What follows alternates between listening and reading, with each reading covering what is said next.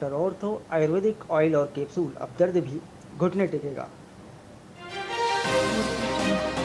PM Modi ने हरियाणा को दी 2 बड़ी सौगातें। देश की पहली हाइड्रोजन ट्रेन को दिखाई हरी झंडी। कुरुक्षेत्र में पहले सिख म्यूजियम का शिलान्यास।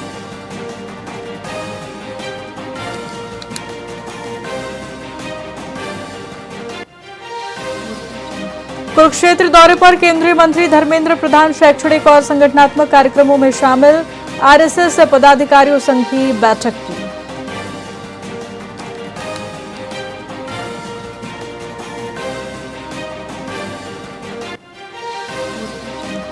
हिसार में सीएमओ सहित 8 डॉक्टर के खिलाफ कार्रवाई। अतिरिक्त मुख्य सचिव ने जारी किए सख्त निर्देश। स्वास्थ्य सेवाओं में लापरवाही पर सरकार सख्त।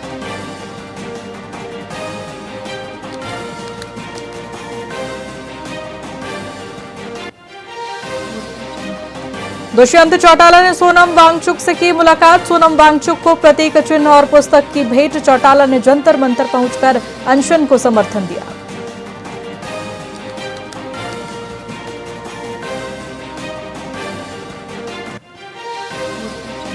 जींद में सिलेंडर ब्लास्ट में युवती की दर्दनाक मौत। चाय बनाते समय आग में जिंदा जली युवती। धमाके के बाद तीसरी मंजिल तक फैली आग।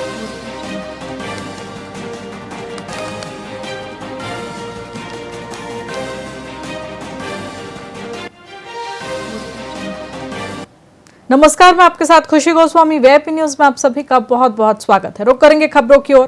फरीदाबाद के लघु सचिवालय में एक बड़ी प्रशासनिक लापरवाही सामने आई है, जहां जिला उपायुक्त समेत कई आला अधिकारियों के कार्यालय स्थित है। मुख्य प्रवेश द्वार पर लगा लघु सचिवालय का बोर्ड क्षतिग्रस्त होने के बावजूद दुरुस्त नहीं किया गया, बल्कि टूटे हुए अक्षर घुल और स को जोड़कर घुल सचिवालय जैसा बना दिया गया है। यह स्थिति कई दिनों से बनी हुई है। इसके अतिरिक्त मुख्य प्रवेश द्वार के आसपास गंदगी के ढेर लगे हुए हैं, जो अव्यवस्था को सीधे तौर पर दर्शाते हैं।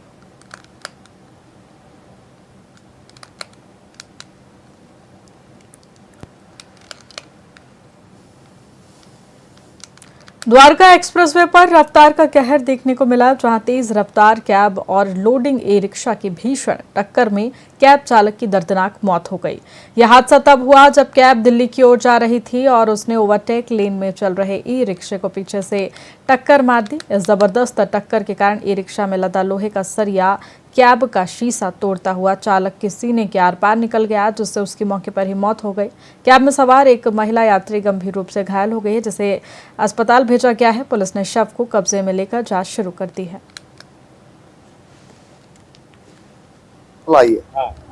ठीक है ना। आज ऐसे द्वारका एक्सप्रेस वे पर एक्सीडेंट हो गया, एक रिक्शा का और टैक्सी का। हम मौके पे आके देखा है, तो उससे पहले एक एम्बुलेंस जो इसके अंदर सवारी थी, एक लेडीज बता रहे हैं, उसको भी चोट लगी, उसको एम्बुलेंस हॉस्पिटल ले गई। अपनी एनएचआई की एम्बुलेंस थी वो। फिर हम मौके पे पहुंचे, यहाँ पे एनएचआई की टीम भी थी, तो फिर अपनी ब्लिंकिट की एम्बुलेंस भी आई है, सब कुछ कर रहे हैं। इनके परिवार वालों को सूचना दे दी है। जो मृतक है टैक्सी ड्राइवर, इसके भाई से बात हुई है, इनके भाई पहुंच रहे हैं। ये यूपी के रहने वाले हैं।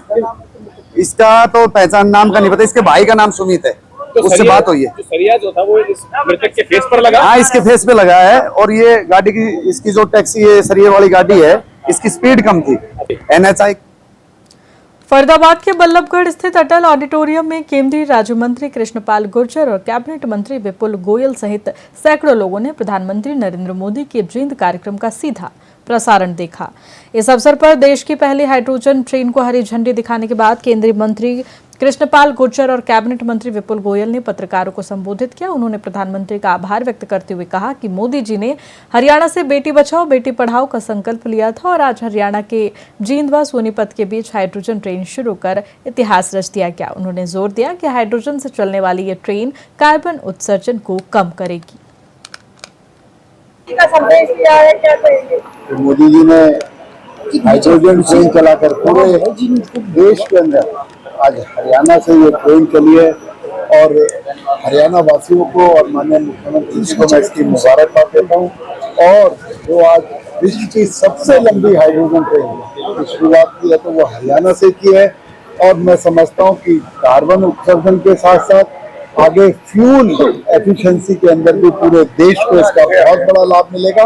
और आने वाले दिनों में हाइड्रोजन ट्रेनें इलेक्ट्रिक ट्रेन की तरह पूरे देश के अंदर पटरी पर दौड़ने का काम जो मैं सभी हरियाणा वासियों की तरफ से देश और दुनिया के सबसे लोकप्रिय नेता आदरणीय नरेंद्र मोदी जी का धन्यवाद करना चाहूंगा, जिन्होंने देश की पहली हाइड्रोजन ट्रेन हरियाणा के जींद से सोनीपत को सुपुर्द की है।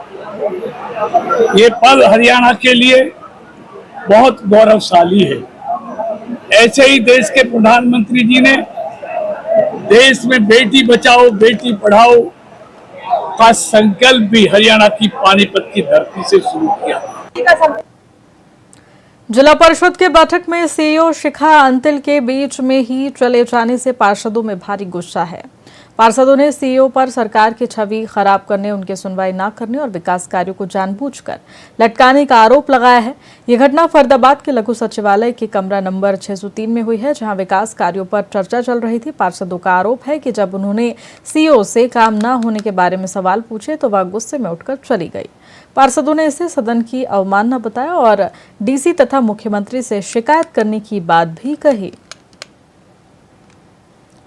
ऐसे बैठक तो बढ़िया खूब अच्छी चलती आई है अब तक, 3.5 साल तक हमारी।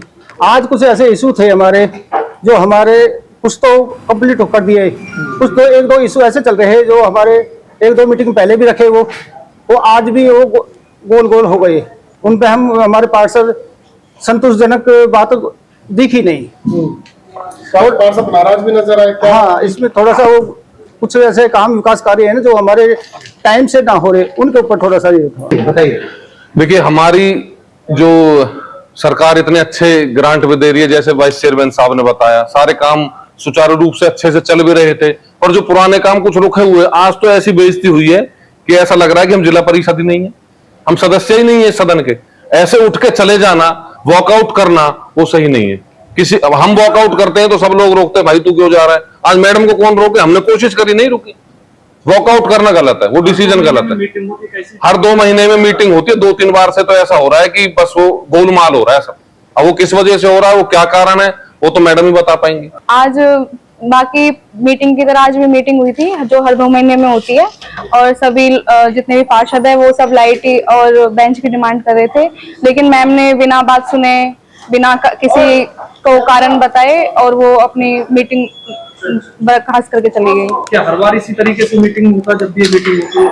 नहीं, हर बार तो नहीं होता, लेकिन आज जो मुद्दा था वो बहुत ही इम्पोर्टेंट मुद्दा था जो हम देखते आ रहे। 6 महीने से हमारी ग्रांट पास है 20-20 लाख रुपए हर बेंच और लाइट के लिए, लेकिन किसी भी पार्षद की लाइट ना बेंच कुछ भी लगा है। और जहाँ तक सवाल है हमारा, तो कहीं ना कहीं इसमें भ्रष्टाचार तो है। आज हमारे हाउस की जो जनरल मीटिंग है उसका आयोजन किया गया था और माननीय जो हमारे चेयरमैन साहब हैं उनकी अध्यक्षता में मीटिंग स्टार्ट हुई। बहुत सारे हर वार्ड के लोगों ने अपनी, जो पार्षद भाई हैं उन्होंने सबने अपनी समस्याएं रखी, उनका समाधान के लिए मीटिंग होती है। आज मीटिंग में 3 से 4 मुद्दे ऐसे थे जो सालों से पेंडिंग थे, जिसके बारे में सभी पार्षदों ने एक मत हो गए मैडम से और सीईओ साहब से, और हमारा जो जिला परिषद का स्टाफ है उनसे एक्सप्लेनेशन चाहिए, जो हमारा अधिकार है।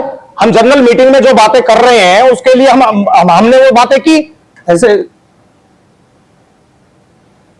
फिलहाल खबरों में इतना ही। बने रहिए हमारे साथ वीआईपी न्यूज पर। नमस्कार।